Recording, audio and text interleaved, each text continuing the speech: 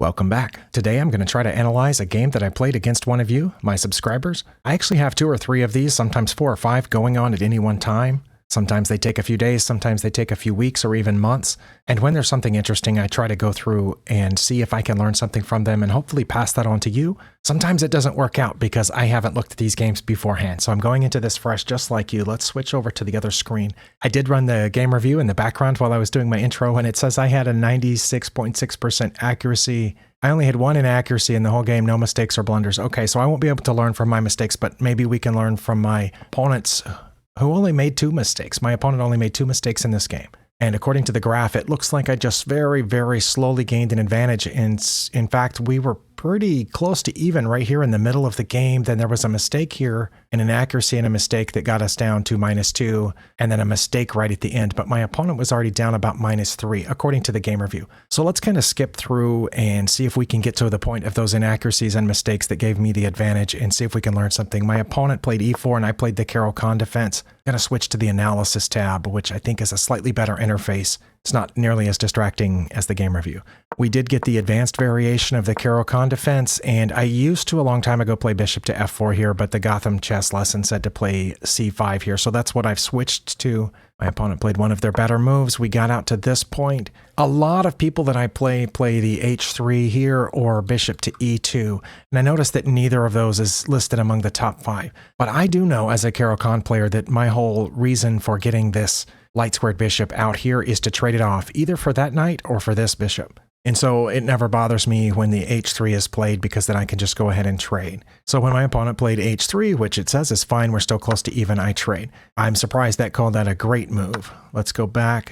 It was the only one that kept us right at even. In the past, I often dropped it back to one of these here and kept it, but eventually I realized that its only purpose was to trade off. So that's what I did. But yeah, that's not enough of a difference, I don't think, to count it as a great move. So I'm not going to take a lot of credit for that one. And here in almost every case, every game I've ever played in which that happened, my opponent took back with the queen. But here my opponent took back with the pawn, which isn't that much worse than taking back with the queen. In fact, the game review says they can go ahead and check first. Of course, then I have to block that check, and then they can take back over here with the queen, probably. But they took back with the g-pawn, which I don't think I've seen before, but still, we're between +1 and -1. And I'm a little surprised that my top move here listed is to take this pawn. I'm pretty sure that in almost every other analysis that I've done, once I trade off that light squared bishop here, my next move is supposed to be playing e6. And even if we don't trade off right then and my bishop is still sitting there, usually my next move is playing e6, and that completes this pawn chain because the opponent very often has ways to quickly attack this pawn. So I did play e6. My opponent didn't play one of those top 5 moves, but their move wasn't listed as a mistake or an inaccuracy. Of course, I'm going to block that with the knight to c6. It says I can block it here. I don't like that because then that means only my queen and king are defending the knight there, whereas over here a pawn is defending it. Plus over there, if that bishop ever goes away, then this knight is helping to attack their d-pawn.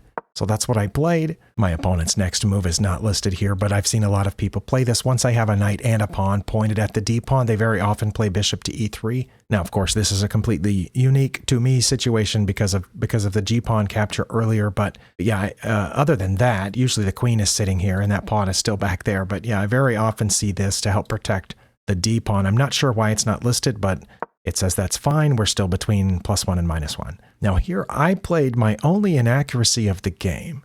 Stockfish took a little while trying to decide what was my best move, and it looked like it was a contest between knight to e7 or taking the d-pawn now. I didn't want to take the d-pawn now because my knight is still pinned to my king, so I can't take back when they take back. I like to take that pawn when this knight is free or when I have a queen or something else helping to point over there, which is why I played queen to b6 on this turn. I'll have to look into this a little further and see exactly why I should take back here. And it says they would take back with my queen. I mean, with their queen. They can't take back with my pieces. Okay. But I think since they just moved the bishop out, they probably would have captured back that pawn with the bishop. But I don't know. Either way, whichever piece they took back with would be helping to protect this pawn. I do know why knight to e7 is a decent move because I can quickly get it to f5, which also attacks that pawn and attacks the bishop. And in fact, if you follow that line out a little bit further, you will see that knight to f5 is one of the moves. A queen to b6, I'm not attacking the bishop here, by the way. I expected at this point the bishop would either take or come back, or that they would defend it with the knight. which is what my opponent played. What I'm doing here with this queen is helping to attack that pawn. They did defend with the knight, as I expected, and I'm honestly surprised that this next move of mine wasn't counted as inaccurate as well. I do see rook to c8 being a decent move here to help defend the knight, and also it's not needed over there anymore. Also, it says you can go ahead and take this now. Again, I'm not sure about that. I know why I didn't do that there, because it looked like their bishop would take, and then I would have to move my queen. Now see, it says that they would take with their queen, and then I would do a queen trade. But I think if I took now, they would take with their bishop, and that would force me to move my queen. Maybe I was worried about this knight dropping in here, attacking my queen, but I shouldn't have been, because in that case, I could have just taken the bishop. But I dropped my queen back. I honestly can't explain that move, why I would have gone all the way out there and then come back. But anyway, we're very close to even right now. But here my opponent played their second inaccuracy of the game, which was queen to d2. Now what they should have played was going ahead and taking this pawn now, because now I don't have anything defending that square, so I'm not going to recapture with my bishop. And that's another reason that I probably should have left my queen there and taken first. That way, if they did take back, I could drop back and I would be fine. But here they can get the pawn for free, so I totally understand why that is their top move. But instead they played this. I assume the reason that they did is because they intended to castle queenside. Almost always when an opponent plays the queen to one of these two places after their other minor pieces on the queen side have been developed, it's because they intend to castle over here. Now it is my best move to take that pawn once again. This time I think I realized that, yeah, oh, they could take me and they didn't. So that's why I went ahead and took. So that was my best move. And of course, if they take back, and it says they're supposed to take back with their queen, again, I think I would have expected them to take back with the bishop, but maybe the bishop wants to stay where it is to patrol a little bit further. And I think my opponent wanted to take back with the queen, which is why they played this move first, which is a mistake. Not much of one. We're still less. We're right at -1. Oh yeah, it definitely wasn't much of a mistake. In fact, it's their second best move according to Stockfish.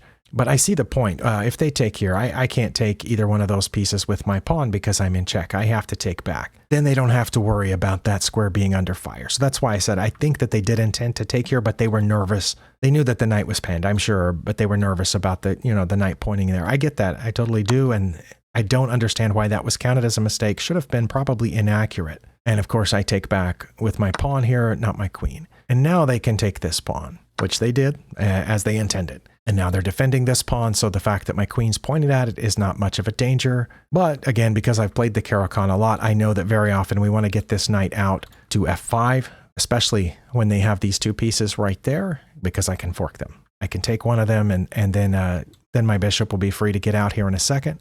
So I did play that. Now what they're supposed to do, according to the engine, is knight to e2, and I'm not sure where that's going. That's their absolute top move, and queen to a4 is the other one. I do get queen to a4 because it pins this pawn. It keeps me from pushing it. However, I think if they played queen to a4, I'd be tempted to play knight to g6, which comes after that pawn. Or I guess I could just take it right then. No, I couldn't take it right then because I need my queen here to defend this. But yeah, with a two move, let's see, it says whether they play knight to e2 or or queen to a4, I am going to play knight to f5. Okay, well, so not knight to g6. Fact of their top 5 moves, knight to f5 is my next move. Okay, but they long castled, which it says is excellent. We're right at -1, and I did play knight to f5. Obviously, it attacks the queen, but I think just as importantly, it attacks this pawn right here, their e pawn, which is what keeps me from doing a lot of extra development here because I'm attacking that with my queen. They're supposed to just drop back one,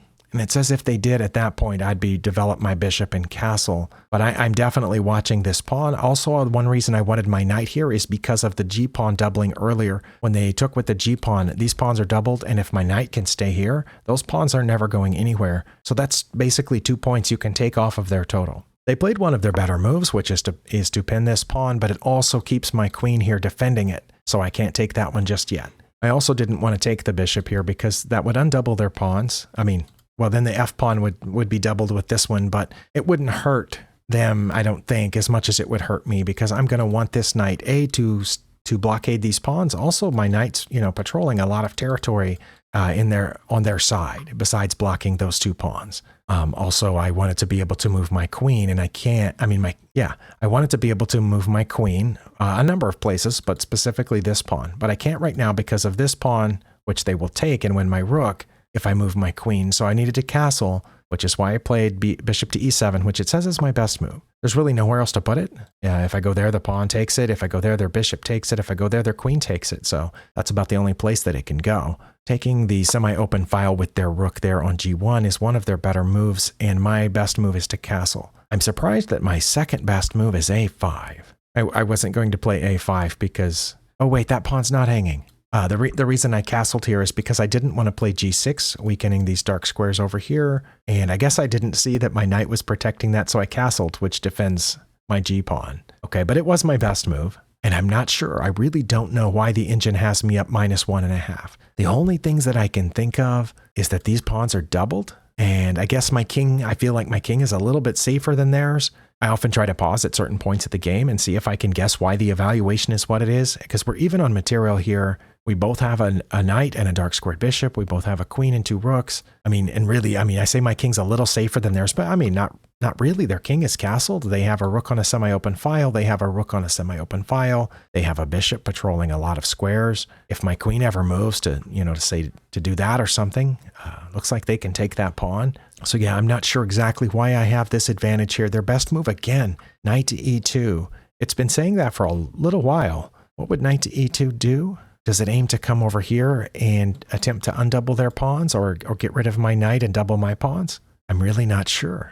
f4 was another move that I thought they might play here to help protect their e-pawn, because I'm definitely threatening it now. In fact, I'm willing to give up my backward c-pawn for this center pawn that's kind of blocking my progress, but playing f4 would stop it. That's their second best move.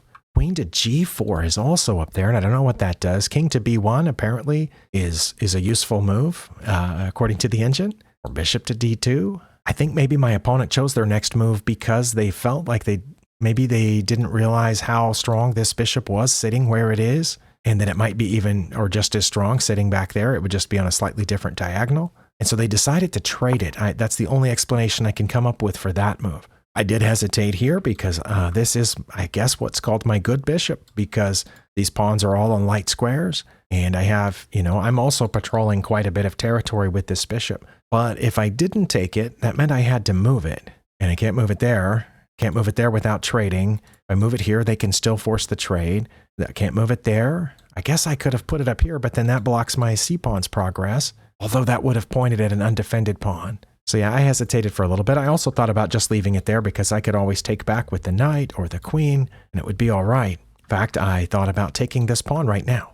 However, this is what I thought. I thought, what if I take them now, then their rook's going to be up here, because that's what they're going to take with. Okay? And I thought, then I can take this pawn, and I'll be willing to give that one up. Because again, I said that one, I would be okay losing if it meant that I got rid of this e-pawn, since they didn't move to defend it earlier. Now, one thing my opponent might have been thinking is to leave this here. If I didn't take, then they could push the f-pawn at that point, but it was too late now. Because here, if I take, again, they have to bring their rook down. Because that's a check, so they have to do something. They're going to take back. I'm going to get this pawn. And then, if they take my c-pawn, which they've been pointed at, that's the only reason for the queen being over there, is pointed at the c-pawn, then I would have this check, which would win the rook. Now, I knew that they probably wouldn't leave it sitting there, but that was my idea. And if nothing else, I would get a free pawn, and I might get away with the check too. I wasn't sure. So I went ahead and traded, which is obviously a check. They're going to take back. It's the only move that's not a blunder to take back. Okay, it is my best move to take the e-pawn. I wasn't sure, but again, it's, sitting there blocking my progress, so I took it. Now, what my opponent should do is play f4 or h4, really. h4, okay, h4 protects the rook. f4 would not only protect the rook, but would hit my queen and protect the rook and be protected by their queen in turn. Now, if they played f4, I would just go back where I was, and I would have gone up a pawn, and I would have this mass of pawns here in the center ready to start going forward. So here I think I do understand the evaluation, but again, they either need to bring the rook back or play one of those pawn moves to protect the rook. And even though I didn't think they would do it, my opponent was too tempted by this pawn, which this is the mistake that lost them the game. I think everything else leading up to this just put me in a what I would refer to as a slightly stronger position or a slightly more comfortable position.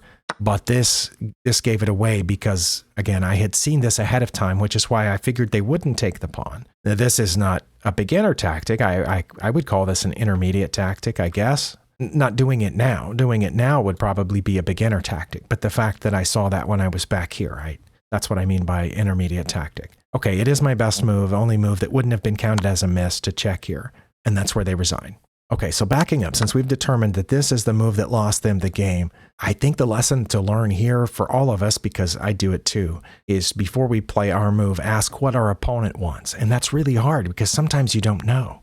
Backing up just a few moves, it was a little easier for me to guess what my opponent wanted here because it looks like they're going to get the trade whether I do it or they do it. So I don't know why they wanted to trade, but it's obvious that that's what they wanted. You don't move that there for any other reason. But here, here I determined that the trade would be okay for me. And if I didn't do it, we'd probably end up trading them anyway, right? So here, my opponent needed to ask, what did I want?